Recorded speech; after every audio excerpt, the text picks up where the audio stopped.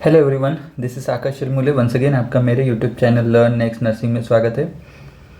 चलिए, हमने सीरीज़ शुरू की नॉर्सेट 2023 के लिए, जो कि होने वाला है 3 जून को। इसके लिए जो इमेज बेस्ड नर्सिंग एमसीक्यू है, जो इमेज बेस्ड जो एमसीक्यू आते हैं, ओके, इससे रिलेटेड हम लोग यहाँ पे बात करेंगे। तो चलिए देर ना करते हुए शुरू करते हैं। सबसे पहले तो मैं रिक्वेस्ट करूंगा कि इसके पहले मैंने एक वीडियो बनाया एम्स जोधपुर का एसएनओ का, जो सीनियर नर्सिंग ऑफिसर की जो 99 पोस्ट निकली उसकी। तो होप सो अगर आपको काफ़ी एक्सपीरियंस है आफ्टर बीएससी नर्सिंग और पीबीबीएससी नर्सिंग 200 बेडेड हॉस्पिटल में मिनिमम 3 इयर्स का, तो आप वो जल्दी से अप्लाई करिए। एसएनओ के लिए आप एलिजिबल हो, ठीक है। पढ़ाई करिए, ऑनलाइन एग्ज़ाम उसका सीबीटी होगा बहुत जल्दी, उसकी भी अपडेट बहुत जल्दी मैं दे दूँगा चैनल के माध्यम से, ठीक है। तो शुरू करते हैं। सबसे पहले हम ये इमेज देख लेते हैं। यहाँ पे we are talking about the insulin, okay. यहाँ पे हम इंसुलिन की बात कर रहे हैं, ठीक है। सबसे पहले रैपिड एक्टिंग है। इसका ऑनसेट क्या हो रहता है, स्टार्ट वर्किंग देने के बाद 15 मिनट के बाद इसका असर चालू हो जाता है। पीक सबसे ज़्यादा पीक 1 आवर में होता है और इफेक्टिव 2 to 4 आवर्स के लिए ही ये इफेक्टिव होता है रैपिड एक्टिंग, ठीक है। इसके एग्जांपल्स क्या क्या है, इसके एग्जांपल्स है लिस्प्रो, ह्यूमोलॉग, आस्पार्टेट एंड नोवोलॉग, ये इसके एग्जांपल है, ठीक है। देन रेगुलर और शॉर्ट एक्टिंग जो इंसुलिन होते हैं वो देने के बाद विद इन 30 मिनट्स ये स्टार्ट वर्किंग, ओके।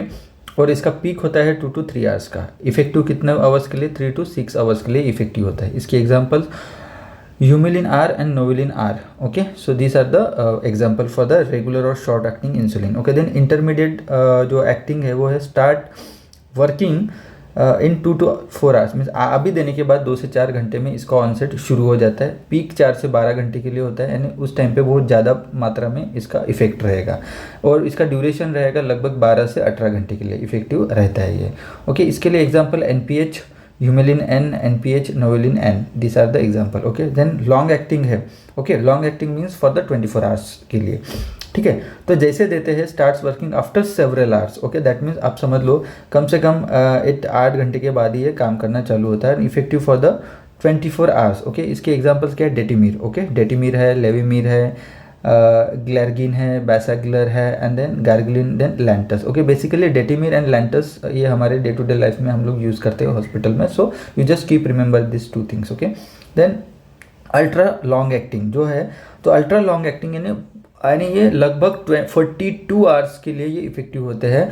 जब भी हम ये देते हैं अल्ट्रा लॉन्ग एक्टिंग जो इंसुलिन होता है, तो it starts working after several hours. That means ये भी 8 to 10 आवर्स के बाद ही ये इफेक्टिव काम करना शुरू हो जाता है, ठीक है। तो इसके एग्जांपल्स है ट्रेसिबा, आप ध्यान में रखना। ट्रेसिबा भी ये डे टू डे लाइफ में आपने देखा ही होगा, ठीक है। चलो अभी नेक्स्ट हम देखते हैं। अभी हम बात करेंगे एमटीपी एक्ट के बारे में, ओके। जो भी एमटीपी पहला जो एमटीपी एक्ट था, ठीक है, जो था एक 1971 में ये आया था, ठीक है, 1971 में। ओके, एट प्रेजेंटली जो एमटीपी एक्ट ये अमेंडमेंट हुआ, कुछ उसमें नए सुझाव वगैरह लेके एमटीपी एक्ट अमेंडमेंट 2021 में इसका एक नया वर्जन आया है। वो पुराना था 1971 का, ये 2021 में इसमें कुछ उसी में कुछ बदलाव किए और ये अभी लागू है 2021 से, ठीक है। तो इसमें क्या क्या बदलाव हुए वो हम लोग देखते हैं। सबसे पहले हम इंडिकेशन की बात करेंगे एमटीपी एक्ट 1971 के लिए। तो जो इंडिकेशन है बेसिकली कॉन्ट्रासेप्टिव फेलियर से रिलेटेड अगर है तो it's only apply to the married woman. जो 1971 का जो एक्ट था उसके हिसाब से अगर कॉन्ट्रासेप्टिव फेलियर होता था ओनली मैरिड वुमन का, देन ओनली एमटीपी के लिए परमिशन दिया जाता था, ठीक है। देन अभी जो एमटीपी अमेंडमेंट एक्ट 2021 के हिसाब से उन्होंने क्या बोला है, अनमैरिड वुमन ऑल्सो कवर्ड। इसमें मैरिड प्लस अनमैरिड वुमन को भी ऐड किया गया है according to the amendment act 2021। Keep this remember, okay, keep in mind, this is very important, okay. This is what indication contraceptive failure, okay. Then दूसरा है gestational age limit. अब कितने तक ये एमटीपी कर सकते थे, अकॉर्डिंग टू द एक्ट 1971 आपको सिर्फ 20 वीक्स तक ही इंडिकेटेड था या अलाउ था, ठीक है, अकॉर्डिंग टू 1971। अभी नया जो एक्ट आया है एमटीपी अमेंडमेंट एक्ट 2021 के हिसाब से क्या बोला है, अगर यहाँ पे 24 वीक्स तक दिया है, if it is rape survivor अगर है तो बियॉन्ड, ओके, रेप सर्वाइवर के लिए 24 weeks, okay. And beyond 24 weeks किसके लिए, फॉर द फीटल एबनॉर्मिटी, जो कंजेनिटल एबनॉर्मिटीज अगर हो सकते हैं बच्चे में, कुछ भी हो सकता है, डाउन सिंड्रोम हो सकता है, ठीक है, और हार्ट से रिलेटेड कुछ हो सकता है, या जो भी कंजेनिटल एब्नॉर्मलिटीज़ है तो बच्चे में, तो 24 वीक्स के बाद भी परमिशन दिया जाता है, ठीक है, बियॉन्ड 24 वीक्स, ये ध्यान में रखना, ठीक है।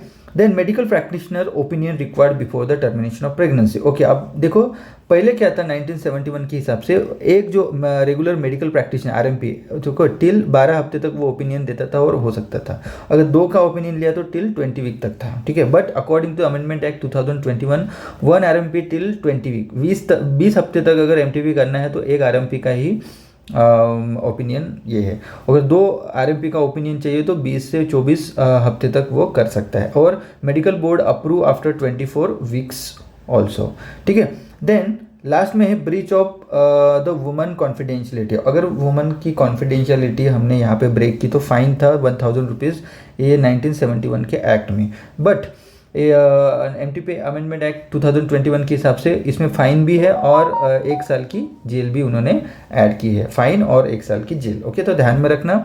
देखो पहले 20 हफ्ते तक ही था, अभी उन्होंने क्या किया है 24 वीक्स तक, किसके लिए, सिर्फ रेप सर्वाइवर के लिए, एंड 24 वीक्स बियॉन्ड किसके लिए, फीटल एब्नॉर्मलिटीज के लिए। ओके, बट जब मेडिकल प्रैक्टिशनर की अगर बात आती है तो यहाँ पे अकॉर्डिंग टू द एक्ट 2021 के हिसाब से अगर एक RMP की ओपिनियन से MTP कर रहे हो तो आप 20 वीक तक कर सकते हो, और 2 के कर रहे हैं तो 20 से 24 तक आप जा सकते हो, या ऐसा दिया है। तो just keep remember okay this things. Next हम बात करेंगे Redmayne syndrome. What is Redmayne syndrome? Okay, अब ये बहुत सारे लोगों ने इसके बारे में देखा भी होगा। रेडमैन सिंड्रोम ये रैपिड इन्फ्यूजन अगर किया वैनकोमाइसिन इंजेक्शन का तो रेडमैन सिंड्रोम होता है। ओके, बेसिकली क्या होता है, प्रोराइटिस होता है, इरेथमा होता है, फ्लशिंग होता है, रैशेस आते हैं, हाइपोटेंशन होता है। ऑनसेट जैसे दिया जाता है 15 से 45 मिनट्स में ये स्टार्ट शुरू हो जाता है। रिजॉल्व विद इन 10 to 60, 1 घंटे में 10 मिनट से 1 घंटे तक ये आफ्टर डिसकंटिन्यू करने के बाद इन्फ्यूशन ये रिजॉल्व होता है। ओके, इसके लिए हम क्या कर सकते हैं, एंटीहिस्टामाइन दे सकते हैं प्रायर टू द इन्फ्यूशन, और infusion dose over the 2 hours. Okay, ये ध्यान में रखना, एंटीहिस्टामाइन हम दे सकते हैं, रिपीट विद द पेशेंट, और prior to the infusion we can start. Okay, vancomycin देने के पहले, ठीक है। ओके, द नेक्स्ट हम देखेंगे this is omega sign. What is omega sign? Omega sign basically we can see in a जो depressed patient होते हैं उसमें omega sign, this is omega sign. Okay, as you can see यहाँ पे आपको दिखेगा, okay, इस तरीके से पिक्चर दिख रहा है। So this is omega sign, severely depress patient में ये देख सकता है, दिखता है। देन नेक्स्ट है ये, this is Veraguth fold. Okay, Veraguth fold also we can see in a depression patients. Okay, this is normal canthus see, and this is here you can see this is the Veraguth fold. Okay, this is Veraguth fold. Okay, so ये depressive patient में दिखता है। Keep remember, okay, just because of hyper activity of this eye muscles. Okay, जो भी muscles रहते हैं, okay, प्रोसेरस जो muscles होता है वो मसल के जो एक्टिविटी की वजह से ये वहाँ पे फोल्ड हो जाती है, क्योंकि जो पेशेंट होते हैं डिप्रेशन के, they have quick response. Okay, I का जो मूवमेंट, मसल्स की एक्टिविटी, सो डरे सहमे से रहते, तो because of this fold will create there. Okay, next this is, we can say this is the picture related to the Koplik spot. Okay, this is Koplik spot. Okay, Koplik जो spot होता है वो है। Okay, basically यहाँ पे ये देख सकते हो 1 2 3 4 ये जो बक्कल म्यूकोसा है। ओके, बक्कल म्यूकोसा में आपको इनसाइड द लिप, ये भी बोल सकते हो, बक्कल म्यूकोसा में कॉप्लिक स्पॉट सबसे पहले दिखते हैं, देन उसके बाद वो बाहर राउंड वो जाते हैं। ठीक है, so this is the Koplik spot. Measles में हम ये कॉप्लिक स्पॉट्स देखते हैं। ठीक है, next we will see. Okay, so this is one cutting. Okay, so यहाँ पे देख सकते हो फीपा से रिलेटेड, ये जीके से रिलेटेड क्वेश्चन है नॉर्सेट में। ओके, अगर आपको पूछा कि फीपा बेस्ट प्लेयर कौन है वर्ल्ड का, okay, so you go with Lionel Messi. Okay, this is the picture. Okay, Lionel Messi. Okay, ये 2022 का बेस्ट प्लेयर है। ओके, अगर आपको फीमेल का पूछा तो you go with this female, that is Alexandra Putellas. Okay, female FIFA best player, FIFA 2022 का best player कौन है, तो you go with Alexandra Putellas. Okay, she is the Alexandra Putellas. Okay, and he is the Lionel Messi. Okay, he is from the Argentina. Okay, ध्यान में रखना, इन्हीं ने last year FIFA जो वर्ल्ड कप हुआ वो जीता, यही कैप्टन थे. ओके, यही कैप्टन थे, इनकी मेज़बानी में इन्होंने बहुत यानी third time FIFA World Cup जीता था. ओके, नेक्स्ट हम देखेंगे. Okay, this are the Oscar 2023 की जीके के लिए हम देखेंगे यहाँ पे सवाल. ठीक है, तो सबसे पहले तो best actor. Okay, best actor कौन है, तो you go with Brendan Fraser. Okay, he is the Brendan Fraser. Okay, ये द वेल नाम के मूवी में इन्होंने काम किया तो he got the best actor award Oscar 2023 and she is the best actress. Okay, Michelle Yeoh. Okay, इनको कौन से मूवी के लिए मिला, everything everywhere all at once, ये मूवी के लिए बेस्ट एक्ट्रेस का अवार्ड मिला. ठीक है, देन उन्होंने best cinema. Okay, best cinema और best picture everything everywhere all at once ये मूवी को मिला. ये तीन चीज़ें आप ध्यान में रखना, best actor, best actress and the best cinema. Best cinema is best cinema कौन सा, everything everywhere all at once. Best actor कौन है, Brendan Fraser the whale movie के लिए. और देन उसके बाद बेस्ट एक्ट्रेस 2023 जो ऑस्कर हुआ उसमें Michelle Yeoh, everything everywhere all at once में उनको ये ऑस्कर मिला. ठीक है, उसके बाद ये है हमारा इंडिया से रिलेटेड क्वेश्चन है. ऑस्कर 2023 में इंडिया से रिलेटेड. ओके, ऑस्कर 2023 में जनवरी में ये सब ऑस्कर्स दिए गए. तो बेस्ट ओरिजिनल सॉन्ग्स बोल के नाटू नाटू जो सॉन्ग है, ट्रिपल आर जो मूवी है ये सभी ने देखा होगा. ये मूवी में बेस्ट ओरिजिनल सॉन्ग बोल के ट्रिपल आर का जो नाटू नाटू सॉन्ग है, नाटू नाटू सॉन्ग को ये ऑस्कर मिला, ऑस्कर 2023 मिला. ये एमसीक्यू आ सकता है. ओके, नेक्स्ट हम देखेंगे this is called as Billy blanket. This is Billy blanket. Okay, this is Billy blanket. ये basically we use for hyperbilirubinemia. Okay, hyperbilirubinemia okay के लिए हम यूज़ करते हैं बच्चे के लिए. ठीक है, दिस इज बिली ब्लैंकेट, ध्यान में रखना. This is also one kind of Billy blanket. Okay, this is Billy blanket. Okay, ध्यान में रखना. नेक्स्ट हम देखेंगे दिस इज फोटोथेरेपी. अब ये कौन सी फोटोथेरेपी है, दिस इज फोटोथेरेपी. ओके, तो इसको क्या बोलेंगे हम, डबल सरफेस फोटो थेरेपी. यानी क्या होता है, ये बच्चा ऐसे सोया है, यहाँ पे बच्चा सोएगा तो ऊपर से भी और नीचे से भी उसको ये फोटोथेरेपी दी जा सकती है. तो दिस इज़ बेस्ट इफेक्टिव होती है ये, बेस्ट इफेक्टिव. बहुत ज़्यादा अगर हाइपर बिलिरुबिन बेबी है तो we can go with this double surface phototherapy. Okay, next this is we can say this is the theory. The theory is given by Hilgard Paplu. Okay, which is theory of interpersonal relationship 1952 में. Okay, हिल्डगर्ड जो Elizabeth पैपलू. Okay, इन्होंने कौन सी theory दी, interpersonal relationship theory दी. IPR theory बोलेंगे. इसमें 4 phase थे, orientation, identification, exploitation and resolution. So identification exploitation को हम working phase के नाम पे जाते हैं. ओके, जो हिल्डगर्ड पैपलू है इनको मदर ऑफ साइकेट्रिक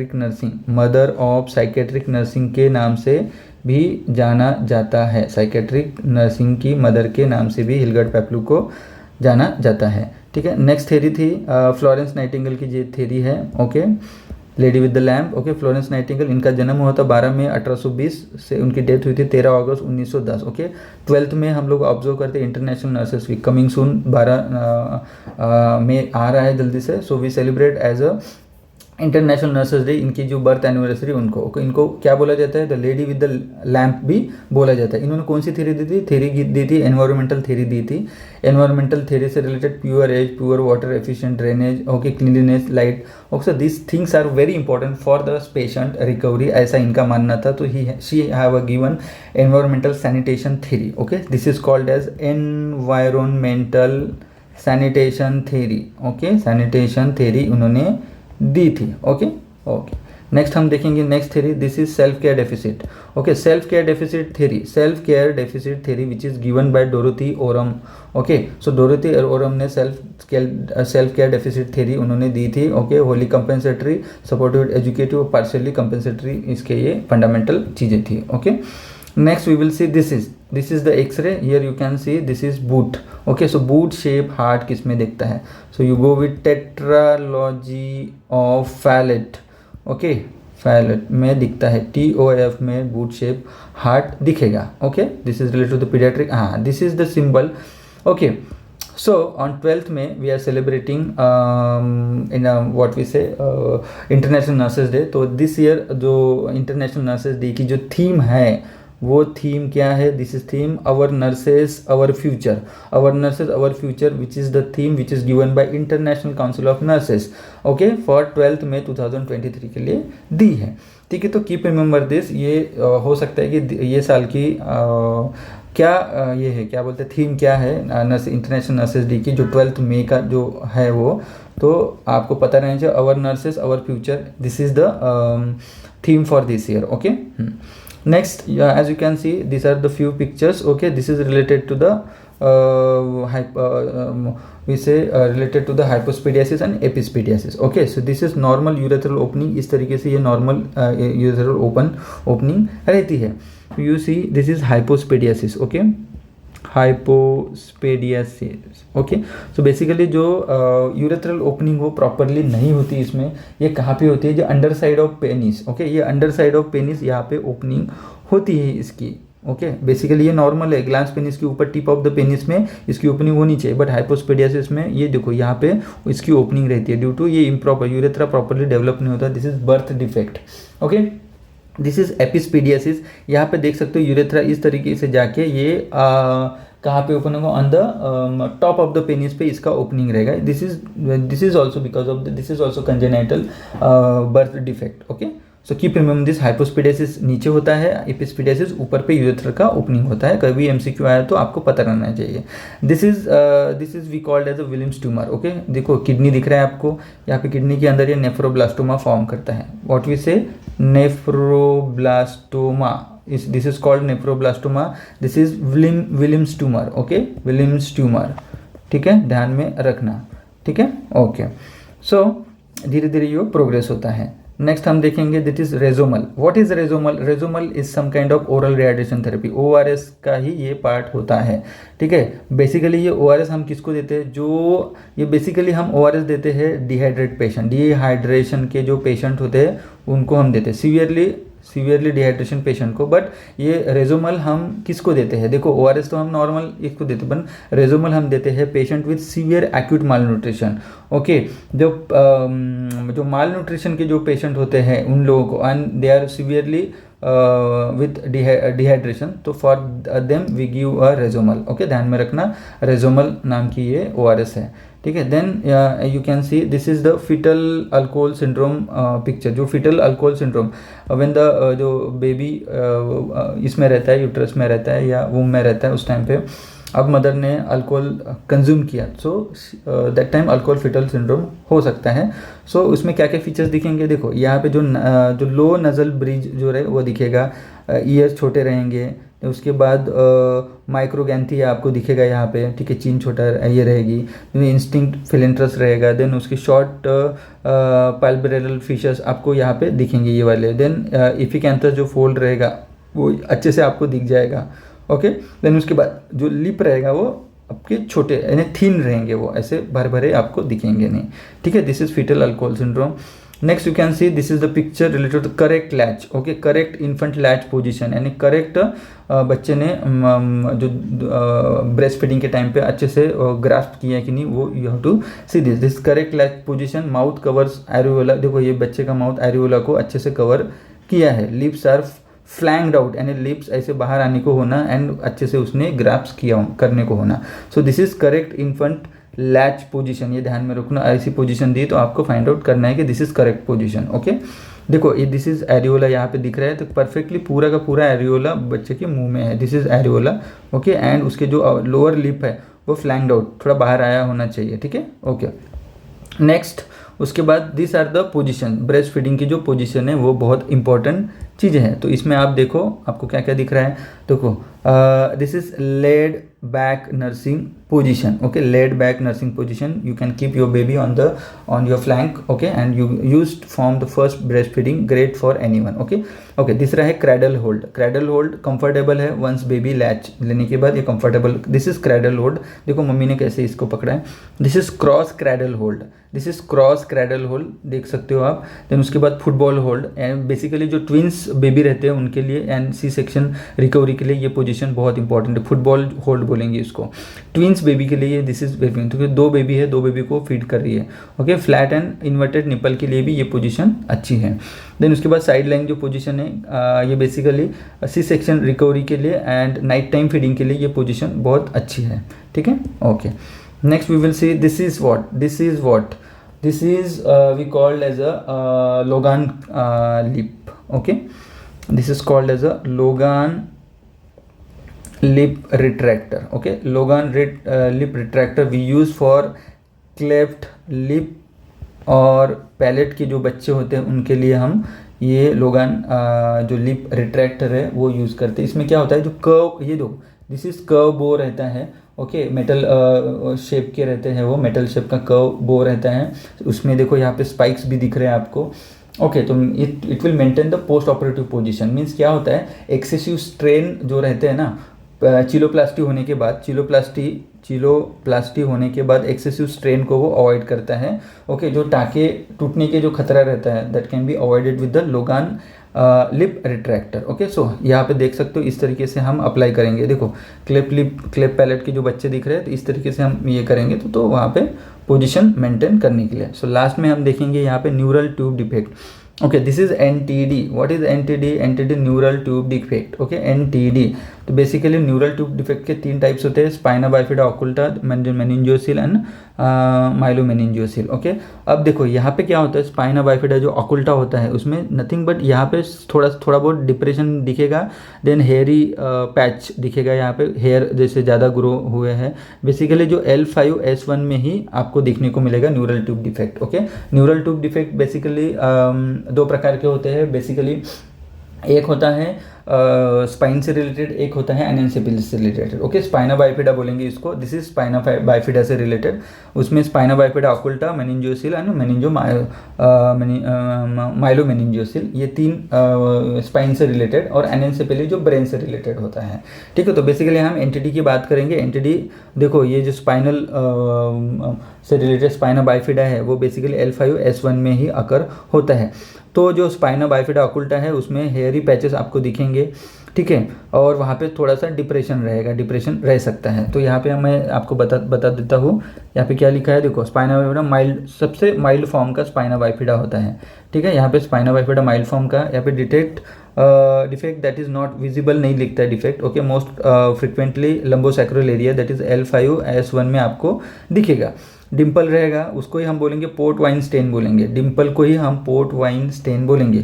प्रॉब्लम क्या क्या हो सकता है related to the bladder, weakness, foot, limp, walk in toes हो सकता है। वॉक इन टोस इसका एक मेन फीचर हो सकता है। No major issues, no nerve involvement, इसमें नर्व इन्वॉल्वमेंट नहीं हो सकता है। As you can see in picture, सिर्फ यहाँ पे थोड़ा सा डिप्रेशन है और हेयरी पैच आपको दिखेगा, यहाँ पे हेयरी पैच और ये वाला, ठीक है। नेक्स्ट है मेनिंजियोसिल, ओके। मेनिंजियोसिल में आप देख सकते हो यहाँ पे क्या होता है, देखो मेनिंजियोसिल में क्या होता है, प्रोट्रूशन ऑफ मेनिंजेस। देखो ये है नर्व है, ओके, बट यहाँ पे मेनिंजेस आपकी प्रोट्रूशन ऐसे हो गए, यहाँ पे सैक ऐसी बनेगी, सैक रहेगी, ओके। हाँ, तो देखो इस तरीके से जो स्पाइनल फ्लूइड एंड जो मेनिंजेस रहेंगे वो ऐसे बाहर आके रहेंगे। It needs treatment also as early as possible, okay.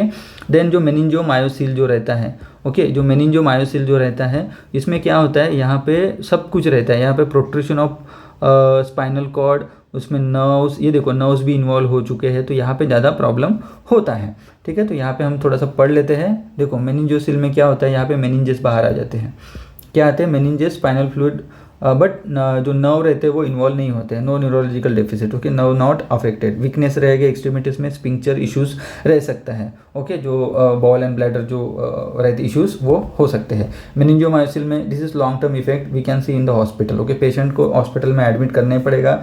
यहाँ पे सब meninges, spinal fluid and nerves involvement रहेगा, तो यहाँ पे बेसिकली पैरालिसिस होगा वेस्ट डाउन, ओके, जो आपके कमर के नीचे का भाग हो सकता है वो पूरा का पूरा पैरालाइज हो सकता है, बॉल ब्लैडर कंट्रोल नहीं रहेगा, फ्लॉप आउट बोलेंगे, leg flop out means basically stand नहीं कर पाएगा, ठीक है। सो मुझे ऐसा लगता है कि आपको अच्छे से समझ में आ गया होगा एनटीडी के बारे में। हाँ, एनटीडी क्यों होता है, एनटीडी को डिटेक्ट करने के लिए, एनटीडी के लिए deficiency due to folic acid deficiency, okay, folic acid deficiency की वजह से एनटीडी होता है। तो बिफोर कंसेप्शन फ्यू वीक्स और मंथ के पहले हमको क्या करना पड़ेगा, फॉलिक एसिड की सप्लीमेंटेशन चालू करने पड़ेगा till the first trimester, second trimester में नहीं लेना, ठीक है। समझ में आ गया। फॉलिक एसिड कब से कब, फ्रॉम, आप आपने सोच लिया कि नहीं हमको प्रेगनेंसी ये करना है, क्या बोलते हैं, कंसीव करना है, तो from the 1 month, okay, few weeks और 1 मंथ से आपको चालू करना है,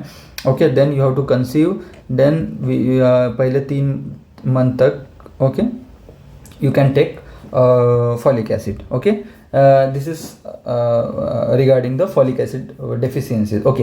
अब देखो न्यूरल ट्यूब डिफेक्ट कैसे आइडेंटिफाई कर सकते हो, तो मैटरनल अल्फा फिटो जो प्रोटीन रहता है AFP, maternal alpha feto protein वो रेज हुआ रहता है, ठीक है। बेसिकली क्या होता है कि ये बढ़ जाता है AFP किसमें, न्यूरल ट्यूब डिफेक्ट अगर रहा तो, ठीक है।